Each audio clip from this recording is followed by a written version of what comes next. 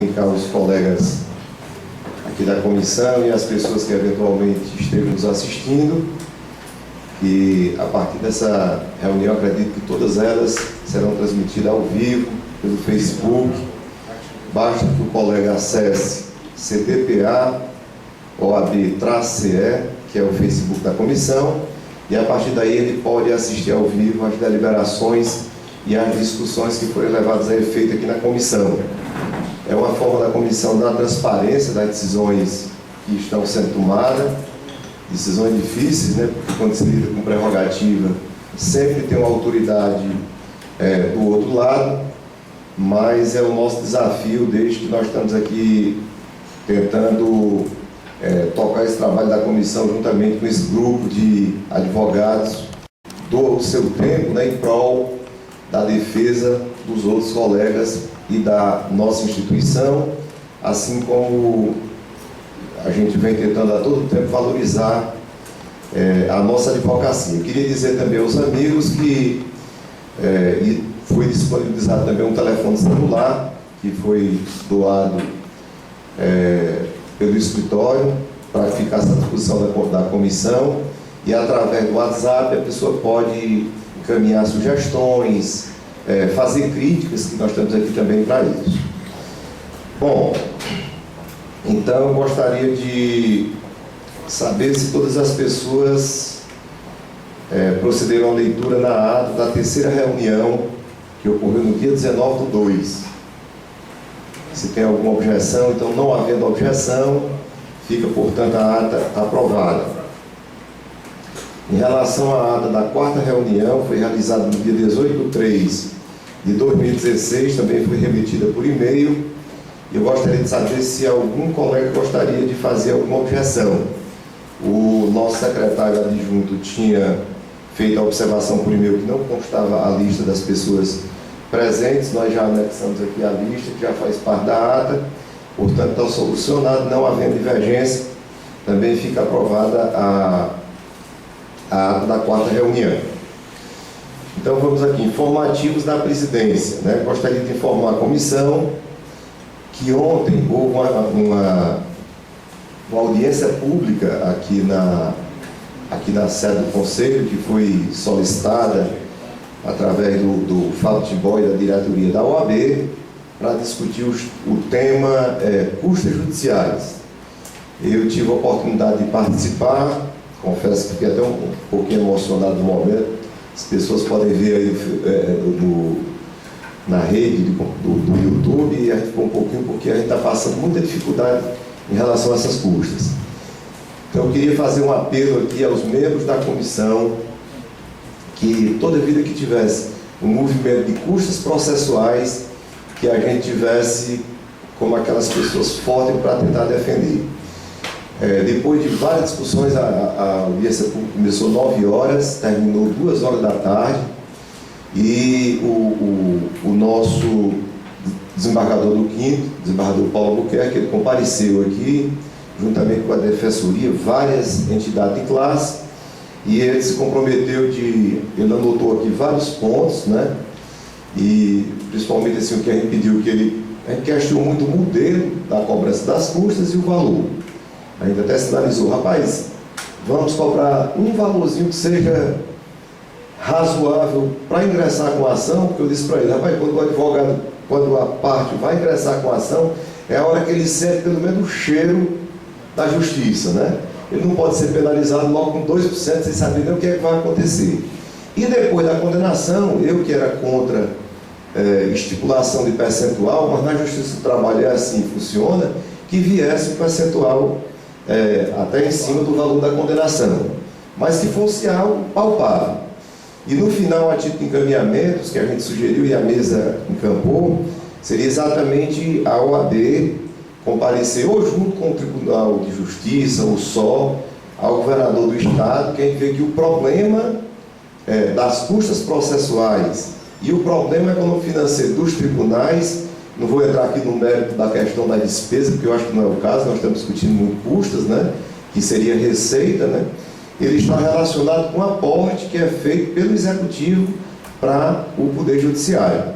A nossa Constituição Federal diz, olha, o Executivo deverá dotar o Poder Judiciário de autonomia administrativa e financeira. Então está faltando autonomia financeira. E só para que vocês tenham ideia, e eventualmente quem estiver nos assistindo, o Estado do Ceará é o quarto nos estados da federação que menos repassa.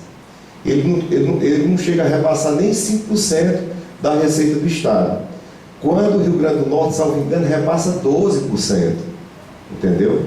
Então a gente vê que o problema não é de custo. O peso das custas no ano passado ele representou 3% da arrecadação. E, no caso, 97% foi de aporte do Estado.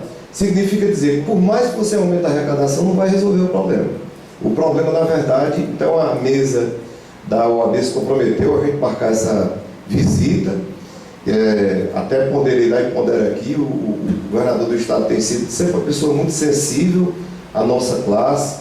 Somos gratos, por quê? Porque na construção da sede do Estado, o Executivo ele teve uma participação muito importante, da mesma forma como o Executivo Municipal, o Legislativo Municipal. Então é a hora da gente impedir o acesso à justiça, né? Então eu queria que esse tema, a comissão ficasse alinhada para que a gente pudesse defender aonde a gente fosse. E nós vamos fazer essas solicitações. Fábio Tibol colocou, eu me dispus, eu digo, rapaz, se tiver 2 pessoas que a gente vai lá para o fórum, passar a noite lá na porta, até, se for o caso, tentando sensibilizar os colegas para não entrar no fórum, no Tribunal de Justiça, enquanto não vier uma resposta, greve de fome eu não vou fazer, porque não é o meu feitio. Mas a advocacia do Estado do Ceará, ela, com esse aumento de custas, ela parou totalmente. Eu não entrei com nenhum recurso de janeiro até o dia de hoje. Só embarque de declaração, com aval do cliente, que eu tive até um caso bem pontual, agora que volta até a dizer que foi uma colega lá do escritório, ela comprou um apartamento e pagou 100% a uma determinada construtora, e a construção não estava incorporada. E por conta de um débito que não teve nada a ver com a obra, houve a penhora do terreno. E o valor do apartamento é algo em torno de 1 milhão e pouco.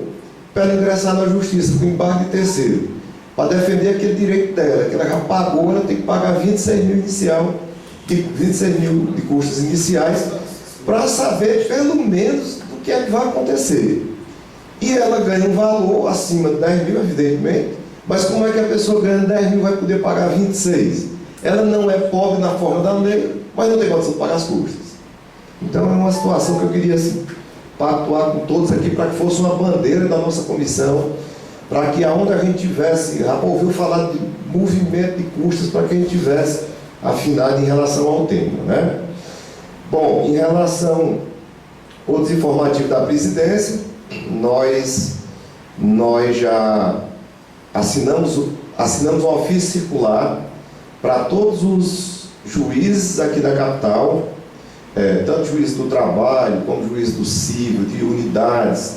Aí anexamos, pelo menos os direitos preconizados no artigo 7º, né? E anexamos também a relação com o nome da nossa comissão. E mandamos para todos os juízes, começamos a distribuir hoje, né? Então eu acredito que até amanhã, juizados, desembargadores, então nós vamos mandar entregar em mãos a cada um. E a partir da quarta-feira, nós vamos começar as visitas aos juízes. O Tiago aqui vai ficar encarregado de organizar os grupos que podem ir nos dias, inicialmente seria quarta e quinta, quer dizer, quem estivesse lá pela manhã e à tarde, logicamente, nós vamos saber quais são os advogados que podem ir pela manhã, quais são os que podem ir na parte da tarde, enfim, para a gente fazer essa visita o mais rápido possível. Nós vamos distribuir, já distribuí primeiro, vamos distribuir novamente os itens que a gente pretende discutir quando a gente for falar com o juiz, porque não adianta você falar com o juiz sem saber um tema específico que você vai discutir, né? Para a gente uniformizar. A ideia é que na primeira participe de determinado grupo, aí na segunda, aquelas 2 ou 3 pessoas que entraram para falar com o juiz já não entram na segunda reunião e eles já vão passar a ser multiplicadores, para que a gente pudesse fazer essas visitas aqui no município de Fortaleza e região metropolitana e em todo o estado. A partir daí, a gente convidaria, no caso, uma pessoa de cada subseção e a partir daí a gente fazer essas visitas de uma forma unificada. E esses pontos a gente vai desde o início discutir atraso de audiência, como é que anda a assiduidade por parte do juiz, se ele quiser responder, responde ou não. E um ponto importante que a gente deve esclarecer para os colegas, e vai ser também um dos pontos, é a forma totalmente diferente que foi introduzida com relação à fixação dos honorários comerciais. Então, muito importante é dizer, para acabar com aquela história que era, não, agora vamos... A ação foi julgada parcialmente procedente. Aí você pega uns honorários que era do advogado, aí o outro também foi vencedor, perdeu, não, os dois se compensam, os dois perdem, né? E o cliente, ele fica sem pagar os honorários comerciais. E aí costuma dizer que a única penalidade que é imposta ao cliente, na verdade, são os honorários comerciais, porque o resto já era de direito de obrigação. Então, é um trabalho que a gente vai ter que fazer de uma forma árdua, para conscientizar cada um. Está todo mundo no fórum apavorado com o CPC, a Advocacia do Estado de Ceará também está apavorada, e nós temos que nos preparar para que a gente possa realmente estar preparados para enfrentar esses desafios, principalmente naqueles pontos que são relacionados com direito dos advogados. Aí vamos pontuar os que já foram suprimidos. Naquela decisão do TST que nós vamos examinar, na próxima sessão, a gente deve trazer, né? Quer dizer, contagem de dia útil já não pode na Justiça do Trabalho. Né? Então, quer dizer, uma questão que, infelizmente, tem certas coisas que o Poder Judiciário não vê, que do outro lado também tem um advogado, tem um profissional, tem um ser humano, como o magistrado, como o desembargador, enfim, como todos os operadores do direito. Então, eu conclamo aqui a comissão para que a gente estude o código, logicamente, para o nosso dia a dia e para que a gente possa defender grandes prerrogativas que decorrem do CPC, que ali são prerrogativas também do advogado. Porque quando o CPC foi aprovado e disse que o prazo é contado em dia útil, ele deve ser contado em dia útil. E não se aplica a CLT aí. Mas quando vê o artigo 477, que a rigor não é para ser aplicado no processo de execução, aí se aplica, entendeu? Então, E nós temos que tentar sensibilizar as pessoas para poder fazer essas defesas das nossas prerrogativas que advêm também do CPC, tá? Bom, outra informação que a comissão deliberou, nós deliberamos aqui por representar a ex-diretora de Secretaria de Horizonte, né? Teve aquele vídeo que foi na primeira sessão do Conselho, a gente conseguiu incluir em pauta, na segunda sessão do Conselho foi deliberado e hoje eu já assinei a representação e nós estamos, no caso, já protocolando amanhã, dando efetividade. Tivemos também um caso que nós deliberamos aqui, que foi relacionado com a delegada do DENARC. Até o processo que ele foi julgado improcedente, o Conselho terminou modificando a decisão da comissão, porque ele entendeu o seguinte, que o advogado ele tem direito de assistir, quer dizer, antes da vigência da lei, ele já tinha o direito de assistir o depoimento dos condutores, né, de alguns delegados que resistiam, né? Então, esse foi a deliberação por parte do Conselho, principalmente lá porque a delegada, ela deu uma certidão dizendo que não tinha... O advogado estava dentro, ele estava dentro da sala. Então, ela pediu que o advogado se retirasse. Quer dizer, é um recinto que é público, o advogado tem livre acesso, aí ele foi obrigado a se retirar e ela deu uma certidão. Então, até mais por conta disso, foi aprovado também a deliberação. E eu tive a oportunidade de relatar os dois processos lá, e os votos foram aprovados. E está faltando só a leitura do acordo, mas a parte do voto já foi aprovada, já está no data-jet e a gente vai também, a representação também já está pronta, contra a delegada, né? Queria só que as autoridades nos compreendessem, mas da mesma forma como eles tentam impedir o exercício da advocacia, não cabe a essa comissão outra alternativa a não ser também tentar dar resposta, né? Doutor Cleto, nessa mesma questão, se desculpa interrompendo, eu estive na DHPP essa semana passada com a doutora Socorro, e ela me atendeu, não me deu chá de cadeira, né? Só que ela chamou uma pessoa para participar da conversa. Eu subi na sala dela, conversei com ela, né? E ela chamou uma pessoa para, gravar se fosse necessário, né? Foi o que eu entendi. Ela estava com o celular, a pessoa, acho que era um agente, né? E ela ficou, nós conversamos, né? Eu tentei conversar com ela no sentido que a OAB, nós somos forças conjuntas e não separadas, nós temos que trabalhar a justiça. E assim a gente conseguiu assim, ter uma conversa até bem amigável, assim, isso foi semana passada. Mas na presença de outra pessoa? De outra pessoa. Necessária, a pessoa ficou do lado dela, estava com o celular, mas eu não consegui visualizar se ela estava ou não, como talvez para se resguardar de alguma situação. Eu me identifiquei que era da CDPA, e aí mas nós tivemos uma conversa tranquila, e no final saímos bem, porque eu disse que a OAB quer, o princípio da OAB é trabalhar a justiça, né? E não forças contrárias. Eu acho que nós temos assim que esclarecer para, eventualmente, os colegas advogados que militam mais na parte pública, os delegados, para a Secretaria de Segurança, enfim, que o objetivo da OAB não é a gente tentar estar aqui criando cavalo de batalha contra delegados. Não, rapaz, eu acho que esses poderes têm que entender que a advocacia é uma profissão que nós temos as prerrogativas de exercer de uma forma livre, né? Eu acho que se isso aqui fosse respeitada, a gente estava o tempo todo andando todos de braços dados, né? Mas muito boa aí a informação. Então, basicamente, foram essas aqui as informações que a gente tinha a prestar sobre o desempenho da presidência nesse dia. Nós estamos fazendo aqui todos os esforços. Sim, mais uma informação é o seguinte: como a gente comunicou nas sessões passadas, nas reuniões passadas, o processo chegou, quando a gente distribui, ele já está na pauta da subsequente. A gente pediria um empenho aqui de todos. Quando eu fazia parte do Tribunal de Ética, era o seguinte, eu aprendi isso do Dr. Meton. Na hora quando ele distribuiu o processo, ele já estava na pauta seguinte. E era, logicamente, combinado, quando nós combinamos com todos, né?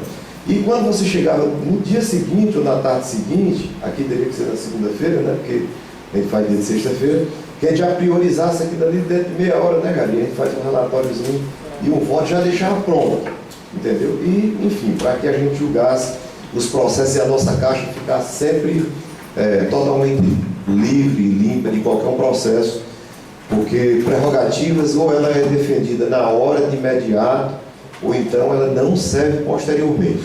É o que a gente vem tentando, quando eu falo aqui a gente, é a comissão. Nós temos aqui tentado, no dia a dia, julgar os processos com o máximo de urgência. Conversamos com a diretoria da OAB, quando o processo for sob prerrogativa, na primeira sessão que tiver, ele já está em pauta, entendeu? Para acabar aquele negócio do processo demorar para ser apreciado pelo Conselho, ok? Estamos discutindo até a possibilidade de ver se os processos poderiam ser julgados, a exceção do desagravo, né? Mas for representação que ele fosse julgado por uma turma, que é uma composição menor e o julgamento ficava mais rápido. Nós estamos fazendo um estudo nesse sentido. Então, basicamente isso aqui em termos de informações da presidência, e vamos tentar aqui entrar em pauta, né? Tem dois processos aqui que eu queria fazer logo propor aqui à comissão, e eu trouxe como proposição em termos de urgência, me permitiu aqui até em relação ao Franco, em relação a Rafael, que a gente tinha ficado de montar a comissão, mas como teve a Semana Santa, que dificultou um problema e questão de tempo de todo mundo mesmo, não deu para nos reunir. Aí eu elaborei aqui o voto, relatório, voto e acórdão, e eu gostaria de submeter aqui a comissão com proposição para saber se a gente tinha condição de deliberar ou se havia necessidade de distribuir, tá? Então eu vou chamar aqui o primeiro processo, que esse número aqui ainda não foi definido, ele está no datajet que ainda não chegou aqui na nossa caixa, mas para antecipar nós vamos fazer a leitura aqui do relatório. A OAB Ceará solicitou ao Agreste Tribunal de Justiça do Estado do Ceará que as intimações dos atos processuais originários de processos que tramitam através do PJE fossem publicados no Diário Eletrônico da Justiça Estadual. A excelentíssima senhora presidenta do TJCE proferiu despacho indeferindo o pedido que foi formulado pela OAB. A CDPA deliberou pela constituição da comissão especial composta por Antônio Cleto Gomes, Antônio Franco Almada Azevedo e Rafael Henrique Dias Salles para a realização de estudo mais aprofundado sobre a possibilidade da OAB ingressar com as medidas judiciais ou administrativas cabíveis, né? Então, quer dizer, essa deliberação foi tomada na decisão passada, na reunião passada, e nós fizemos aqui esse estudo e a gente vai submeter para ver se tem condição da comissão deliberar. Então, a proposta que o presidente estava fazendo para a comissão, a lei número, e aqui invocando aqui os fundamentos que foi colocado pelo doutor Rafael, já no finalzinho da tarde de sexta-feira, né? A Lei Federal número 11.419/2006 dispôs sobre a informatização do processo judicial, como se refere do artigo 1º, que teve a seguinte redação. Então, vem o artigo 1º, na parte mais que interessa, que é o parágrafo 1º, ele diz o seguinte: aplica-se ao disposto nesta lei, indistintamente, aos processos civil, penal, trabalhista, bem como aos juizados especiais, ou em qualquer grau de jurisdição. Quer dizer, essa lei aqui que dispôs sobre o processo eletrônico, ele dispôs sobre todos os âmbitos da justiça, né? Para disposto nesta lei, considera-se meio eletrônico qualquer forma de armazenamento ou tráfego de documentos e arquivos digitais. Transmissão eletrônica, toda forma de comunicação à distância com a utilização de redes de comunicação, preferencialmente a rede mundial de computadores. 3. Assinatura eletrônica às seguintes formas de identificação inequívoca do signatário. Vem a assinatura digital, mediante cadastro do usuário, junto ao Poder Judiciário. Os artigos 4º e 5º da referida lei dispõe de forma detalhada como deveria ocorrer a comunicação eletrônica dos atos processuais quando rezam que, aí vem o artigo 4º, né? Os tribunais poderão criar diário da Justiça Eletrônica disponibilizado no sítio da Rede Mundial de Computadores para publicação dos atos judiciais e administrativos próprios e dos órgãos a eles subordinados, bem como a comunicação em geral. Então, aqui a gente vê que o artigo 4º diz: olha, se você for criar um diário da Justiça Eletrônica, é para publicar decisões judiciais. Aqui, no meu entender, já fica quase com a certeza que os atos judiciais devem ser publicados aonde? No diário da Justiça Eletrônica, no caso do Tribunal de Justiça do Estado de Ceará, que a gente já dispõe isso aqui, né, Naval, por muito tempo, né? A publicação eletrônica na forma deste artigo substitui qualquer outro meio de publicação oficial para quaisquer efeitos legais, à exceção dos casos que, por lei, exigem intimação ou via pessoal. A criação do Diário da Justiça Eletrônica deverá ser acompanhada de ampla divulgação e o ato administrativo correspondente será publicado durante 30 dias no Diário Oficial em curso. Quer dizer, a forma transitória do Diário em papel para o Diário da Justiça Eletrônica, né? Mandou, inclusive, que publicasse 30 dias consecutivos. Então, as publicações dos atos judiciais devem ser feitas no Diário da Justiça Eletrônica e com essa precaução toda do legislador, para que o advogado não fosse surpreendido. Eu não sabia que houve uma mudança de diário do papel para o diário eletrônico. Isso aqui desde 2006, né? As intimações serão feitas por meio eletrônico, em portal próprio, aos que se cadastrarem na forma do artigo 2º desta lei, dispensando-se a publicação no órgão oficial, inclusive eletrônico. Aí considera-se a realizada a intimação, vai em caráter informativo, poderá ser efetivada remessa de correspondência eletrônica, comunicando o envio da abertura e fim. Aí o parágrafo 5º. Dos casos de urgência em que a intimação feita na forma deste artigo possa causar prejuízo a qualquer das partes, que pode haver o ato processual deverá ser realizado por outro meio que atinja a sua finalidade, conforme determina o juiz. As intimações feitas na forma deste artigo, inclusive da Fazenda Pública, serão consideradas pessoais para todos os efeitos legais. Isso foi o que dispôs a lei, né? A lei primeiro que introduziu e é a vigente, né? Examinando as disposições contidas nos artigos 1º, 4º e 5º da Lei 11.419 de 2016, não resta dúvida de que, independentemente do sistema que estiver sendo utilizado pelo Poder Judiciário do Estado do Ceará, aí vem a questão se é o ESAGE, se é o PJE, considerando que o Tribunal utiliza o Diário da Justiça Eletrônica, todas as intimações originárias dos referidos sistemas, em especial o PJE, que é o caso, deverão ser publicadas no referido diário. Que os processos que já tramitam pelo ESAG, eles são publicados normalmente pelo Diário Eletrônico, né? Caso não existisse Diário da Justiça Eletrônica no TJCE, as intimações continuariam a ser publicadas no Diário da Justiça Estadual, de forma impressa, mas nunca através de acesso obrigatório ao PJE. A excelentíssima senhora desembargadora do TJCE deferiu o pedido formulado pela OAB. O artigo 37 da Constituição, enfim, isso aqui eu acho que dispensa até a leitura, que é mais conhecido do que qualquer dispositivo de lei, né, que é o que fala da publicidade, né, dos atos, né. O artigo 125 da Constituição Federal também, ele diz o seguinte: os estados organizarão sua justiça observando os princípios estabelecidos nesta Constituição. Quer dizer, se o artigo 37 diz que existe o princípio da publicidade, nada mais obrigatório do que o Poder Judiciário cumprir o princípio da publicidade. Considerando o princípio, o consagrado princípio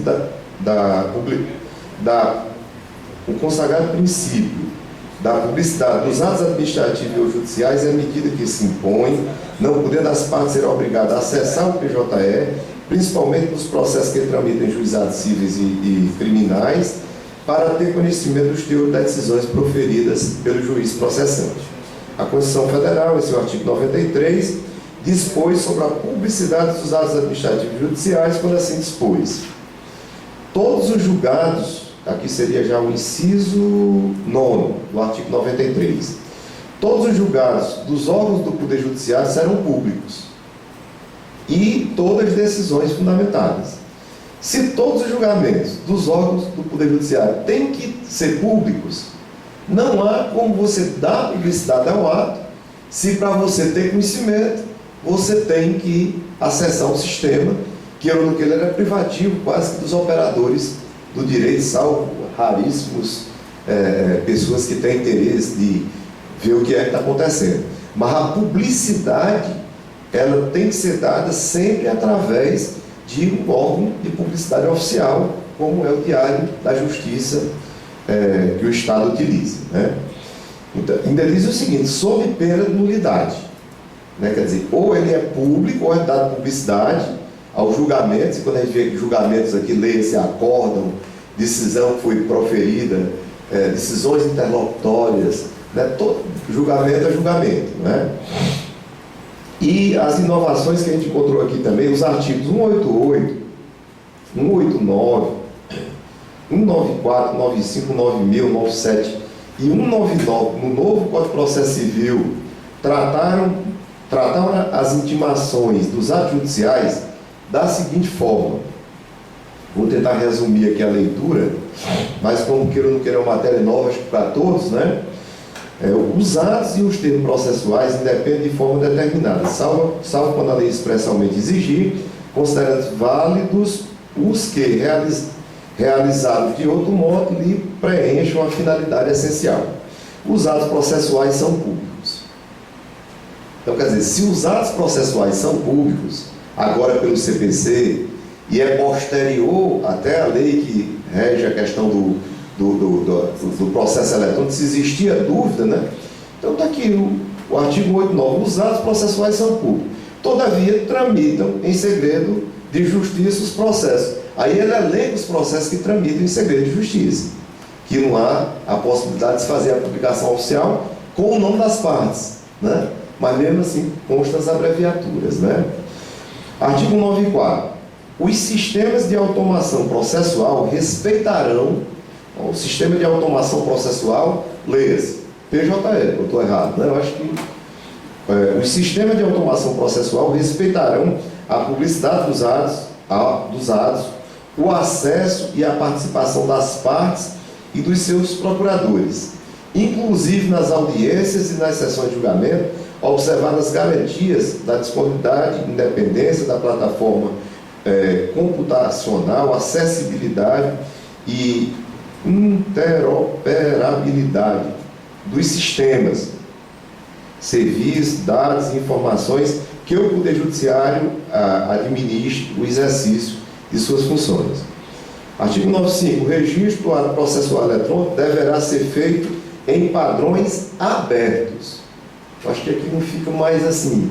Se existir alguma dúvida, eu acho que aqui, se é em padrões abertos, não há necessidade de você se cadastrar. Por exemplo, você tem um acesso ao processo do PJE, não sei se você para acessar precisa de senha também, se você não for advogado, né? Então ele tem que ser aberto, tem que ser público, pelo CPC, novo CPC.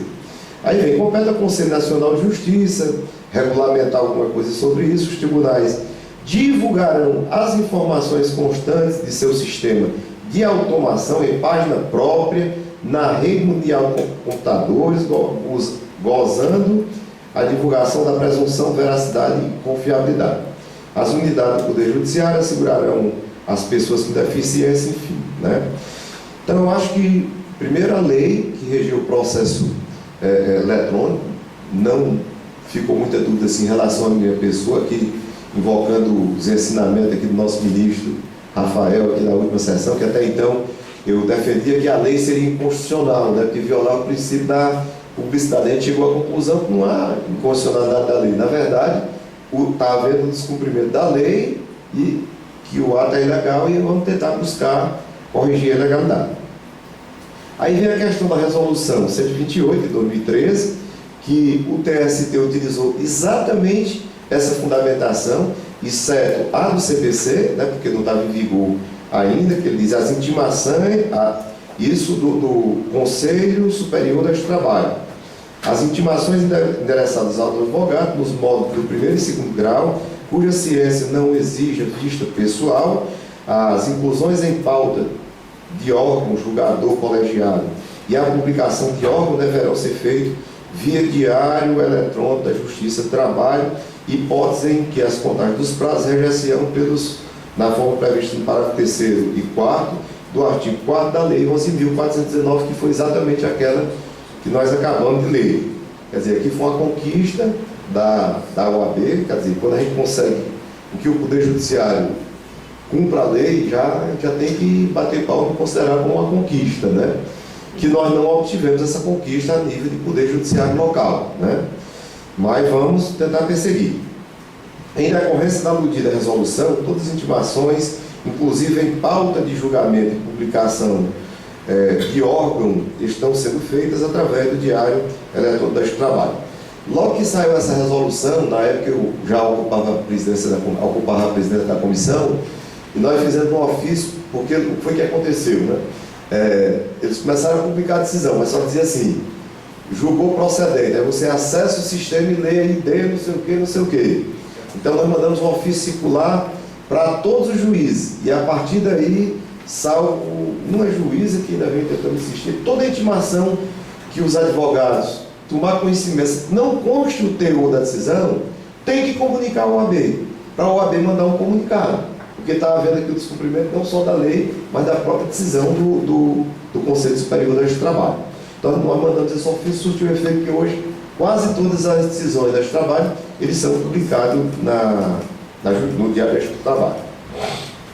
Assim, para mim, não resta nenhuma dúvida que a excelentíssima senhora desembargadora presidente do TJCE, ao indeferir o pedido formulado pela OAB, cometeu o ato ilegal que deverá ser corrigido pela Corregedoria Nacional de Justiça, estando persistindo a ilegalidade, aqui vai ser, se estiver persistindo a ilegalidade a partir da vigência do CPC em 18 de 3 de 2016.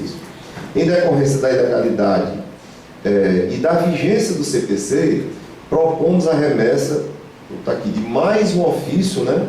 A excelentíssima senhora desembargadora, da presidente do TJCE, agora utilizando também a fundamentação do CPC, né?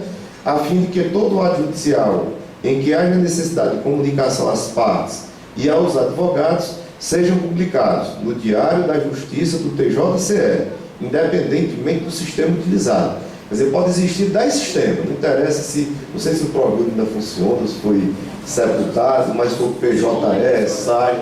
O importante para o advogado é você ler o Diário da Justiça. Acho que não pode ficar. Isso é uma problemática tão grande, por exemplo, o escritório que atua em mais de um estado. Aí você imagina, você atua em 10 estados da federação. Todo dia você tem que entrar nos 10, todos eles, né? Então, aí caso o pedido seja indeferido, para quem não traga mais isso aqui, né? Aí já fica a proposição, a protocolização, pedido de correção parcial no TJCE e de procedimento de controle administrativo PAD, também formulado perante o CNJ, além da propositura de procedimento judicial formulado perante a Justiça Estadual. Porque se negar, caberia também mandado de sala, negar, caberia também mandado de segurança. Então, era essa a proposta que eu gostaria que estava fazendo aqui os membros. Primeiro, queria conceder a palavra aqui ao meu amigo Rafael e meu amigo Fran, para saber se eles estão de acordo aqui com os termos, né? E logo em seguida debater e, se tiver condição, da gente deliberar, porque é um assunto que eu acho que reclama urgência. Toda violação que houver ao CPC, nós temos que correr em cima, para poder a gente tentar fazer valer aquele dispositivo que são a favor da advocacia, né? Professor Fran.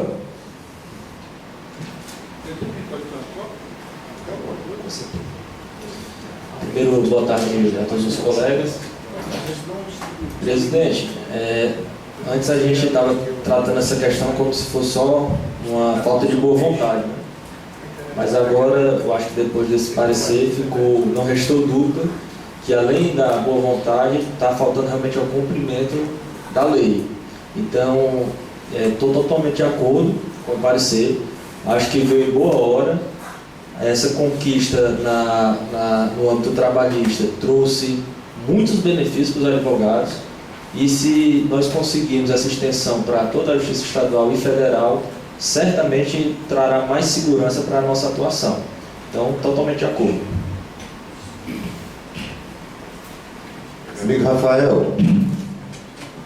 Boa tarde, presidente Cleto.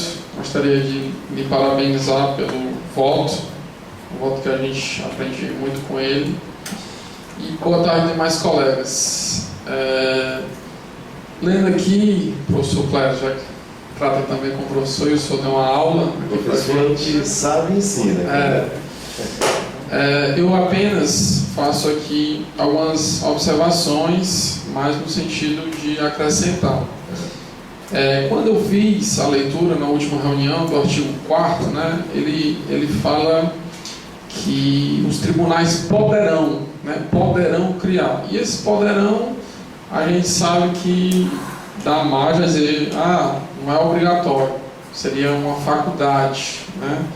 Então, no primeiro instante, eu visualizei aí que seria mais a forma de se chegar até essas publicações seria mais uma força política da OAB junto ao tribunal, para que isso fosse cumprido. Isso no primeiro instante, né? Posteriormente, nosso presidente alertou que já existiria esse diário oficial eletrônico no âmbito do Tribunal de Justiça do Estado de Ceará. Essa lei, que regulamentou em 2006 o processo eletrônico, entre outras coisas, ela alterou o até então vigente Código de Processo Civil, aquele nosso Código de 73. Quando a gente faz aqui a leitura do novo Código, o professor Cleto aqui já citou vários dos artigos, mas me chamou a atenção um em específico, que é o artigo 205, parágrafo 3º. A gente já acabou de falar que antes a lei estava falando poderá. Com o novo Código de Processo Civil, que passou hoje agora no mês de março, ele diz aqui no parágrafo 3º, os despachos, as decisões interlocutórias, o dispositivo das sentenças e a emenda dos acordos serão, não mais poderá, serão publicados no Diário de Justiça Eletrônica. Com isso aqui, qualquer ato do Tribunal de Justiça que vise qualquer coisa diferente disso aqui, é um ato legal. Então, apenas fazer um acréscimo, que eu acho ser interessante citar expressamente esse parágrafo 3º, porque para mim ele rechaça qualquer tipo de dúvida que ainda pudesse pairar sobre o tema. Era só isso. Professor sabe que ensina, viu? Então já fica incorporada aqui a proposta que a gente tinha feito, então de logo, né? A comissão, concorda também, né, Franco? Com certeza. Então a comissão delibera, aqui ao invés de ser proposta do presidente, passa a ser a proposta da comissão, e vamos aqui abrir para os colegas se existe alguma, quem gostaria de debater. Alguém? Navarro? Levi? Estão encerradas as inscrições, né? Pela ordem aqui de preferência, né, Navarro? Né? Nós temos uma minoridade, né?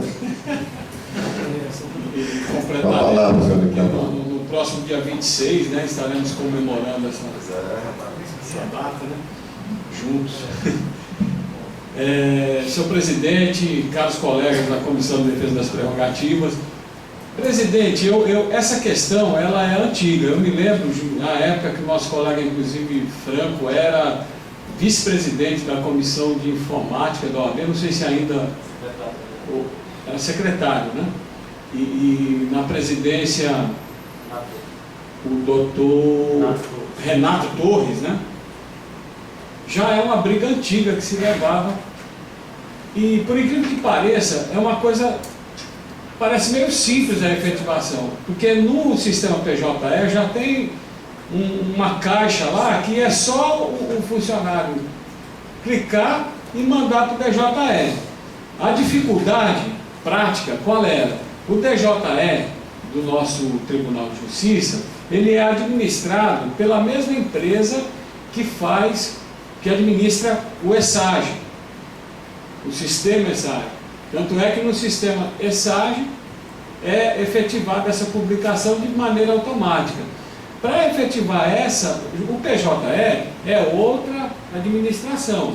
Então teria que fazer um convênio com essa empresa, e como é uma empresa privada, tem um custo para implementar isso, e é somente isso que estava esbarrando no tribunal, esse custo para implementar essa situação. Não é isso, Franco?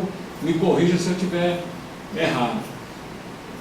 Pois bem, então é uma questão de investimento, né, para que se tenha um sistema funcionando adequadamente. Eu tinha uma série de observações aqui até a fazer, porque essa questão da publicidade, em 2010, o CNJ, ele editou uma resolução que falava aqui da questão da publicidade, né, dos processos eletrônicos, que é a resolução, está aqui, 121 de 2010. É interessante dar uma olhada também nessa resolução, porque esse argumento da publicidade, ele separou em vários níveis a forma de dar publicidade ao processo eletrônico. Ou seja, os dados básicos do processo, né, do processo eletrônico seriam de acesso livre, que qualquer pessoa pode ter acesso mediante o sistema eletrônico, né, que isso já funciona na prática, e o acesso do advogado e dos demais operadores, que também está regulamentado nessa resolução. Mas eu acredito, só corroborando o que o doutor Rafael aqui expressou, que o Código de Processo Civil, ele tem esse dispositivo, o artigo 205, parágrafo 3º, que diz: despacho de decisão interlocutória e dispositivo das sentenças e emenda de acordo serão publicados no Diário de Justiça Eletrônico. Isso aqui mata. né? Isso aqui fecha. Lógico que há aqui um conflito de normas com a Lei 11.419, porque o artigo 5º da Lei 11.419, ela diz que as intimações serão feitas por meio eletrônico em portal próprio aos que se cadastrarem na forma da lei, dispensando-se a publicação no órgão oficial, inclusive eletrônico. Então, a Lei 11.419, ela dispensa essa publicação. E o CPC... Não, eu sei, aí é uma questão hermenêutica, né, que você tem que... Né, ele tem margem a essa interpretação. Na verdade, ele vai dar margem para que o tribunal interprete da maneira que melhor lhe seja conveniente, né? E aí é o conflito com o CPC. Aí cabem as regras aí de hermenêuticas para dirimir, né? E a gente tem que provocar essa discussão. E aí Mas esse artigo da lei, eu entendo que é uma publicação restrita. Então não é uma publicidade. Se é uma publicação restrita, ela não tem publicidade ampla. Por isso que eu digo que essa lei... Não, aqui ele fala das intimações, entendeu? É só que realmente eu acho que o doutor tem razão, porque o CPC, aqui ele está tratando, na Lei 11.419, ele está tratando das intimações, né?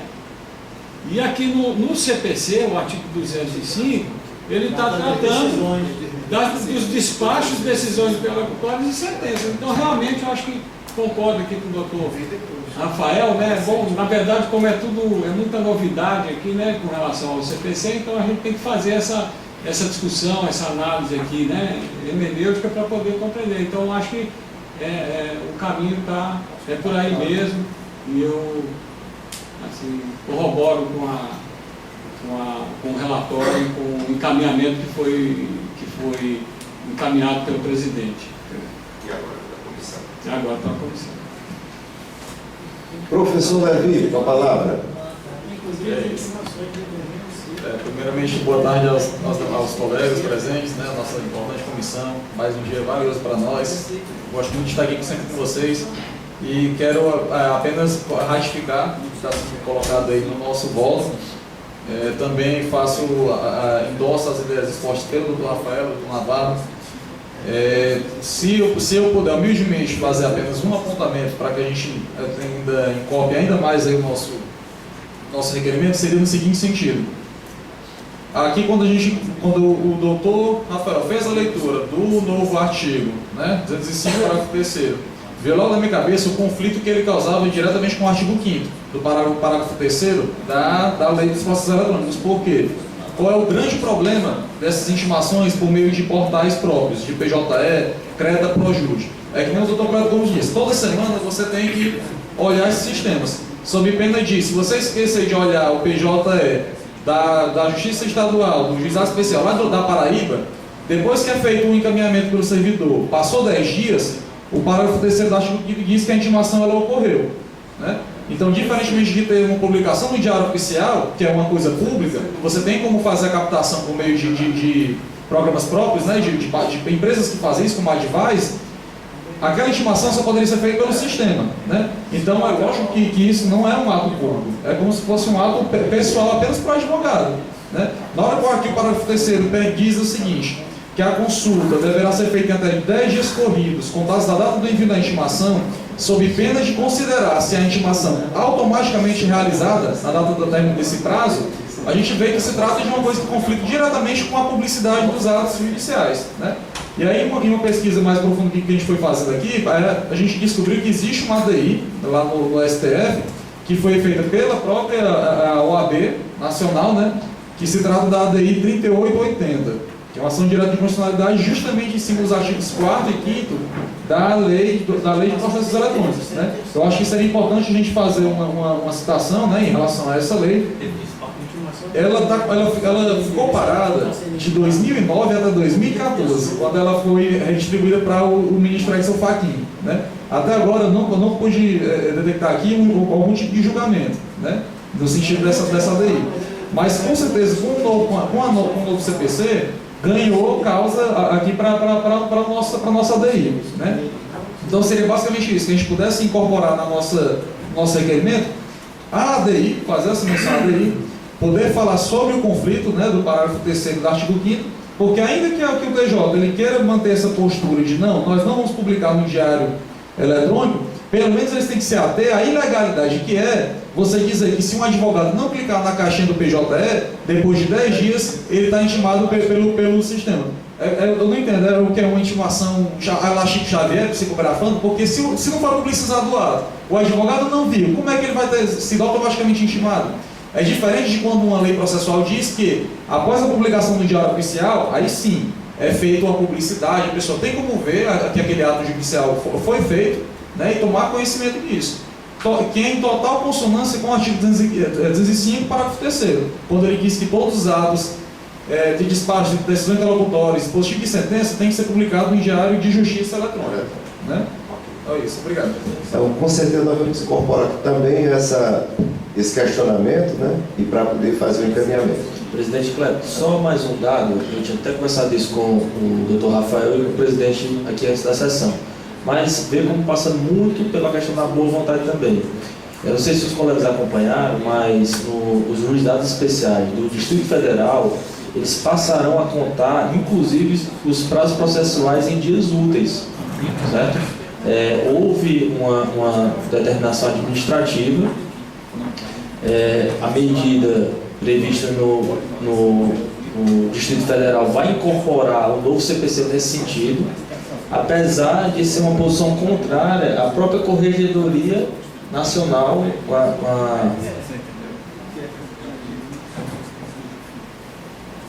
Só um minuto. A Corregedoria Nacional, conforme a opinião da ministra Nancy Andrighi, né? Então, mesmo contrário à opinião esposada pela Corregedoria Nacional, o Juizado Especial de Justiça Federais do Distrito Federal vai incorporar um prazo com contagem em dia útil, porque entendeu que não haveria nenhum prejuízo para a celeridade, economia processual ou todos os outros princípios que regem o Juizado Especial, e que seria uma forma de realmente privilegiar o advogado e uma das maiores conquistas que a advocacia teve nesse novo CPC, que é o prazo em dia útil. Então, realmente, quando se tem boa vontade, doutor Navarro, se consegue, né?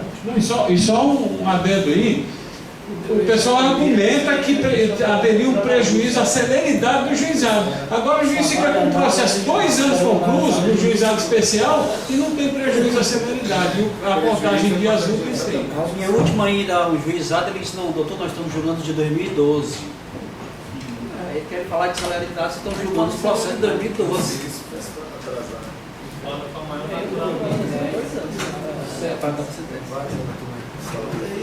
Tem uma regra do CPC. Bom, então nós preparamos aqui também um acórdão. A gente pediria que todos os processos aqui, a gente, apesar de ser tido um parecer mais, que a gente fizesse sempre a emendazinha com acórdão, porque nós vamos, se Deus quiser, nós vamos divulgar o orçamentário, né? E quando vem com a emenda fica mais fácil, né? Trouxemos aqui, a gente sempre vem por unanimidade e por maioria, né? Então, há alguma divergência em relação à proposta, com a incorporação das considerações feitas pelo Navarro, pelo Rafael e pelo Levi? Bom, então, não havendo divergência, eu vou passar a ler aqui o acordo. Publicação de decisões judiciais no Diário da Justiça do TJCE, indeferimento, ilegalidade configurada. Os atos judiciais praticados pelo juiz, cujo processo tramite em qualquer sistema, ProJudiçado, PJE ou qualquer outro, mais que as partes, os advogados deverão ser comunicados, deverá ser publicado no Diário da Justiça Eletrônica, do TJCE, sob pena de cometimento de ilegalidade por parte da presidência do TJCE. Se o pedido formulado pela OAB não vier a ser acolhido ou pela autoridade judiciária,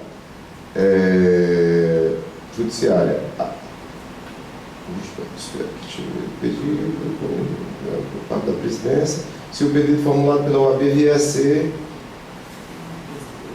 repetir aqui, Os atos judiciais praticados pelo juiz, cujo processo tramita em qualquer sistema, ProJude, ESAG, PJF, ou qualquer outro, mas que as partes e os advogados deverão ser comunicados, deverá ser publicado no Diário da Justiça Eletrônica do TJCE, sob pena de cometimento de ilegalidade por parte da presidência do TJCE, se o pedido formulado pela OAB não viesse acolhido, ou pela autoridade judiciária, na forma disciplinada pelos artigos, aqueles todos que nós citamos, e agora colocando o parágrafo 3º do artigo 205. Né? Então, pedido de providência deferido.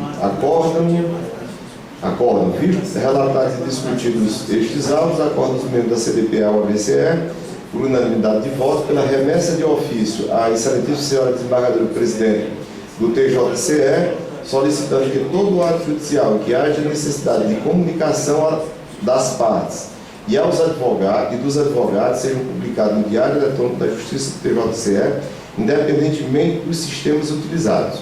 Caso o pedido seja indeferido, propomos de logo a protocolização de pedido de correção parcial no CNJ e de pedido de procedimento de protocolo de pedido, estou com preguiça no meio, independentemente dos sistemas utilizados. Caso o pedido seja indeferido, propomos de logo a protocolização de pedido de correção parcial no CNJ e de procedimento de controle administrativo PAG, também formulado perante o CNJ, além da propositura de procedimento judicial formulado perante a Justiça Estadual. Então, Fortaleza, 1º de abril, divergência. Então, pronto, fica, no caso, aprovado aqui o acordo, né? O mesmo procedimento, aqui mudando só mesmo o nome requerente, aqui lá tinha sido a CDPA, tinha deliberado, aqui como requerente tinha colocado o presidente da CDPA, como o mesmo veio ocorrendo na Justiça Federal, então são os mesmos fundamentos, só que a proposta, no caso, para a Justiça Federal, como não houve ofício negando, seria só pela remessa do ofício. Porque é que no Tribunal de Justiça aqui, porque ele já indeferiu. Então nós vamos mandar um novo ofício, se mantiver o indeferimento a gente vai. Aí por isso que aqui, em relação à Justiça Federal, a gente não estava propondo nada ainda a nível de CNJ ou procedimento judicial. Seria só pela remessa do ofício. Então o acordo ficou exatamente com o mesmo teor. Então, alguma divergência? Então, também fica aprovada a propositura aqui da comissão, né? Então, vamos dar sequência aqui à nossa pauta. E na ordem aqui, quem é que tem processo aqui em pauta? Levi, né? Levi, qual é o processo aí, meu irmão? 1880, onde é que ele está mais ou menos aqui? Bom, então eu vou chamar aqui o processo 1880 de 2016, também foi representante a própria CDPA, relator Dr. Marcos Levi Gondim Salles com a palavra, a leitura de relatório e voto. Obrigado, presidente. Bom, caros colegas, aqui foi requerimento, né, a partir da nossa discussão que a gente teve mês passado a respeito da legitimidade de autoridades ou pessoas que violassem as prerrogativas do advogado ou pessoas no cargo da OAB, se elas teriam a legitimidade para recorrer à decisão do Conselho Estadual de Desagravo Público para o Conselho Federal, né? E aqui a gente chegou àquela decisão unânime de que não caberia, assim reduzir para voto e fiz a emenda com um acordo da forma como é pedido, né? E submeto à apreciação dos senhores. Trata-se de requerimento feito pelo presidente da CDPA, da OAB Ceará, referente à elaboração de acórdão acerca do cabimento de recurso para o Conselho Federal da Ordem dos Advogados do Brasil por parte de ofensor em decisão de desagravo público, proferida pelo Conselho Estadual da OAB Ceará. O presente requerimento é fruto de decisão exarada pela susordida comissão em sessão ordinária ocorrida no dia 22 de janeiro de 2016. Recebidos os autos em 26 de janeiro, estes foram distribuídos para esta relatoria em 16 de fevereiro, restando concluídos para julgamento no estado em que se encontra. Cingidas as considerações práticas iniciais, passo a opinar. Constitui o desagravo público ferramenta essencial à defesa das prerrogativas dos advogados, profissionais estes indispensáveis à administração da justiça, encontrando-se mencionada figura expressamente prevista no artigo 7º, inciso 17 e parágrafo 5º da Lei Federal 8.906 de 94, Estatuto da Advocacia, ora transcritos ipsilíteres. Artigo 7º, são direitos do advogado, inciso 17, ser publicamente desagravado quando ofendido no exercício da profissão ou em razão dela. Parágrafo 5º, no caso de ofensa a inscrito na OAB, no exercício da profissão ou de cargo ou função de órgão da OAB, o Conselho competente deve promover o desagravo público do ofendido, sem prejuízo da responsabilidade criminal em que incorrer o infrator. A regulamentação do referido Instituto coube ao Regulamento Geral do Estatuto da Advocacia e da OAB, em vigor desde 1994, bem como aos regimentos internos dos Conselhos Seccionais da Ordem, como faz o regimento interno da OAB Ceará nos artigos 139 a 143. Com efeito que expõe o artigo 18 do Regulamento Geral que o inscrito na OAB, quando ofendido comprovadamente em razão do exercício profissional ou de cargo ou de função da OAB, tem direito ao desagravo público promovido pelo Conselho competente, de ofício, a seu pedido ou de qualquer pessoa. Afere-se que o desagravo é ato unilateral de titularidade da OAB, cuja decisão compete ao Conselho Seccional. E justamente, por ser um ato unilateral interno de apuração e de roupagem administrativa do órgão, sua instauração não origina relação processual lato sensu, mas se encontra limitada ao regramento disposto na Lei Federal 8.906/94 e demais regimentos supramencionados. Nessa toada, quanto à participação do sujeito que praticou a ofensa no procedimento de apuração a ser julgado pelo Conselho, tem-se que aquela se limita ao fornecimento de informações acerca do episódio noticiado, uma vez que tenha se convencido o relator do processo quanto à existência de prova ou indício de ofensa relacionado ao exercício da profissão ou de cargo da OAB praticado por aquele, e solicitadas pelo presidente as informações. Se não, veja-se o parágrafo 1º do artigo 18 do Regulamento Geral do Estatuto da Advocacia e da OAB. Parágrafo 1º.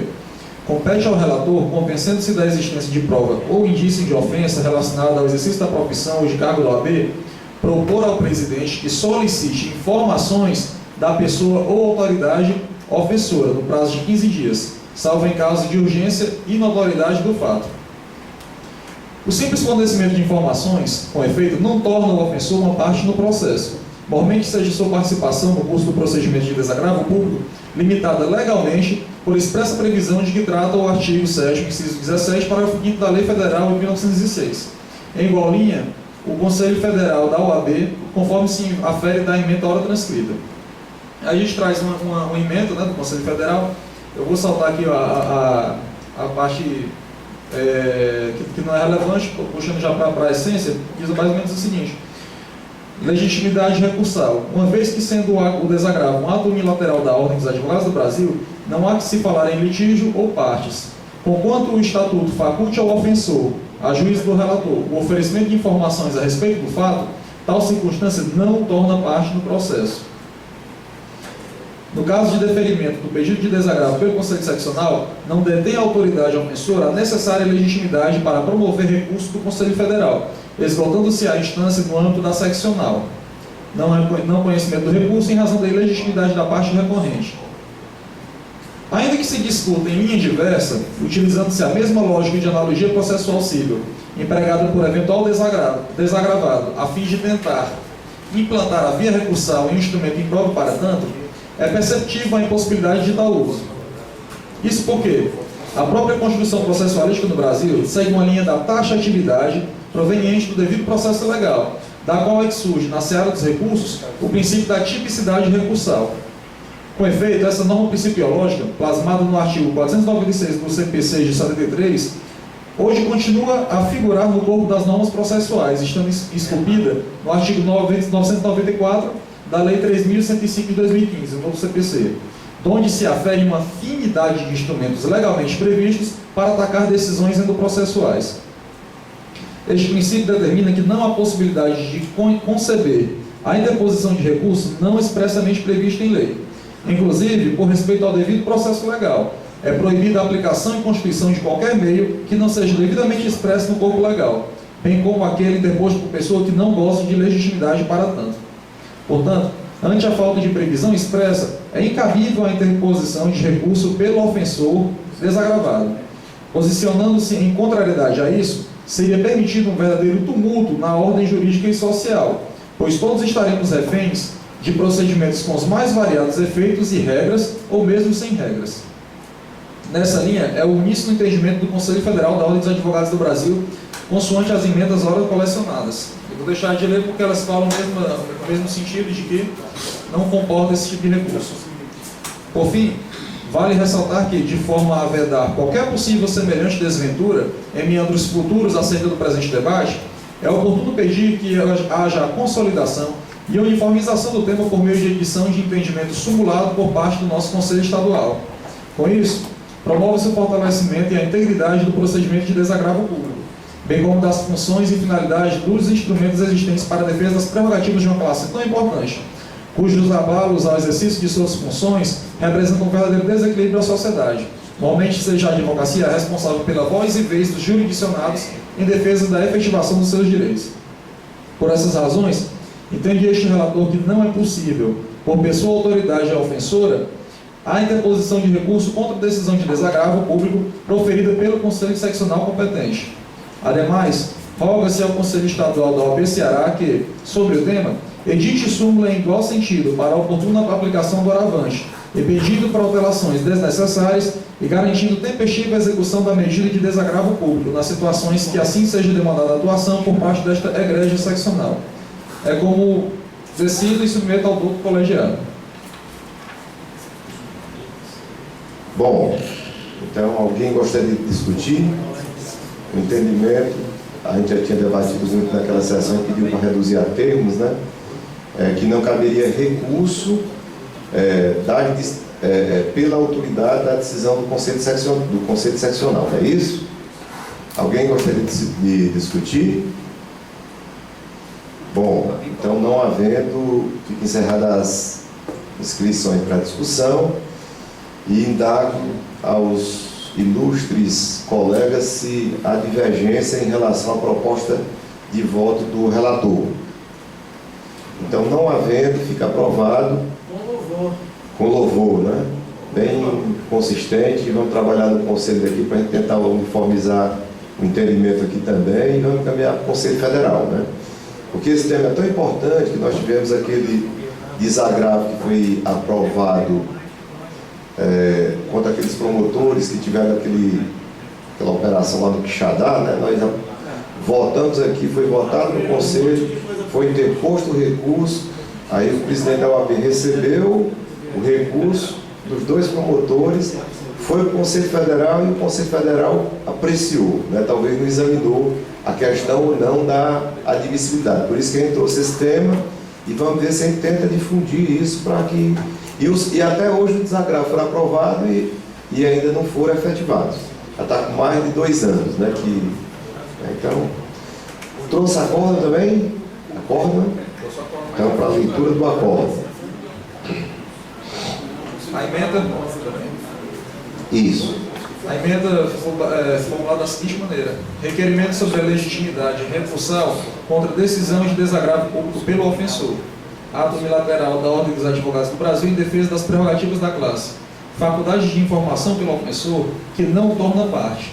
Princípio da taxatividade dos recursos. Impossibilidade que se impõe reconhecimento. Recomendação de edição de súmula. Primeiro, requestado pelo presidente da CDPA, OAB Ceará, decisório colegiado sobre a legitimidade recursal por ofensor contra a decisão do Conselho Estadual da OAB, que determina desagravo público contra ele, para o Conselho Federal da Ordem dos Advogados do Brasil. Sendo desagravo público um ato unilateral da OAB e previsto em lei contra a ofensa inscrito na OAB no exercício da profissão ou de cargo ou função de órgão da OAB, não há que se falar em litígio ou partes. Ainda que o Estatuto faculte ao ofensor, a juízo do relator, o oferecimento de informações a respeito do fato noticiado, tal circunstância não torna parte no processo. Contra a decisão que julga o pedido de desagravo pelo Conselho Seccional, não detém o ofensor a necessária legitimidade para interpor recurso ao Conselho Federal, com vistas a assegurar a tempestiva execução do desagravo público em casos assim requestados, sem a protelação por meio de recurso manifestamente descabido. Recomenda-se ao Conselho Estadual da OAB Ceará a edição de súmula sobre a matéria no sentido hora decidido. Como acordo, vistos os relatados e discutidos os atos do processo em referência, acordam os membros da Comissão de Defesa das Prerrogativas dos Advogados e Valorização da Advocacia, por unanimidade, em acolher o voto do relator, por seus exatos termos, devendo ser encaminhada a proposta de súmula ao Conselho Pleno da Seccional da OAB Ceará, no sentido do não cabimento de recurso da decisão de desagravo pelo ofensor. Bom, então em discussão a emenda do acordo, divergência. Então, não havendo divergência, fica aprovado. Parabéns, doutor Levi. Vamos tentar ver se a gente publiciza consistente parecer aí no site da OAB e pelo menos na nossa página da CDPA. A gente pediria que quem não tivesse ainda participando como membro da CDPA, vamos pedir para ingressar, que nós estamos tentando difundir o nosso trabalho, né, para que as pessoas saibam daquilo que nós estamos fazendo. E uma das formas que a gente tem o Face, né, que não vai depender do site. Nós estamos trabalhando para que no site da OAB cada comissão ela tem uma página lá, né? Quer dizer, como existe nas subseções, cada subseção tem cada subseção ela tem uma página própria, né, dentro do site. E nós estamos pedindo para criar também para as comissões, porque a gente sabe que a OAB tem muita notícia, notícia demais, aí ficam só 3 ali, é uma disputa, né, Navarro? É disputa de gente grande, viu? Então, para publicar é difícil. E uma forma da gente dar publicidade às nossas decisões seria através da nossa página. Criamos também o nosso canal, né, no YouTube. Essa sessão também, além dessa transmissão aqui ao vivo, através do Facebook da nossa comissão, e fica armazenado, mas nós vamos também colocar no YouTube na íntegra, né, para que as pessoas saibam o que nós estamos aqui fazendo, plena sexta-feira, né, véspera de final de semana, nosso colega que vem lá de Xeramubim, enfim, né, outros que vêm de Sobral, olha aí. Então, para que as pessoas saibam que o compromisso e o zelo que nós estamos procurando ter com a defesa das prerrogativas, né? Bom, então, tem algum outro presente de pauta do nosso amigo Franco, não é isso? Qual o processo aí, doutor Franco? Presidente, só um esclarecimento que Vossa Excelência fez a referência aqui a um processo do Ministério Público, né, que foi um desagravo aprovado aqui e que foi encaminhado, houve um recurso ao Conselho Federal, né, e que foi feito referência que há 2 anos foi aprovado o desagravo e não foi efetivado, mas não foi talvez em decorrência desse recurso. Do recurso. Não, o recurso não retornou há 2 anos, ele retornou agora. Isso, né? Exatamente. Foi no final do ano passado, aí o Conselho terminou conhecendo o recurso, mas improvendo, mantendo a decisão. Talvez pode ser que o Conselho Federal não tenha ficado atento à questão da admissibilidade ou não, né? Por isso que a gente provocou, mas realmente ainda não foi efetivado o desagravo. Aí é que eu vou me informar. Pediria ao doutor Tiago e ao doutor Tiago verificasse como é que está esse processo aqui, para saber se ele já retornou do Conselho Federal. Senão vamos pedir, a não ser que tenha sido interposto algum embargo, a gente teria que ver como é que está o tratamento. A jurisprudência do Conselho Federal é contra. Pois é. Nesse aí, infelizmente, foi apreciado. É estranho. Então nem dúvida, né? Bom, então vamos chamar agora o processo. Onde é que está aqui, doutor Franco, mais ou menos?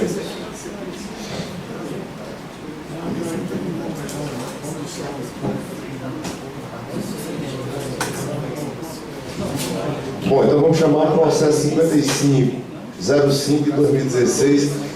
É importante a gente assim, esclarecer por meio da comissão que, embora a gente tenha alguns processos aqui, que a gente, por isso que a gente pediu um pouquinho, rapaz, vamos trazer os processos. Mas os processos que nós estamos julgando aqui, todos eles foram instaurados em 2016. Nós tomamos posse dia 14 de janeiro.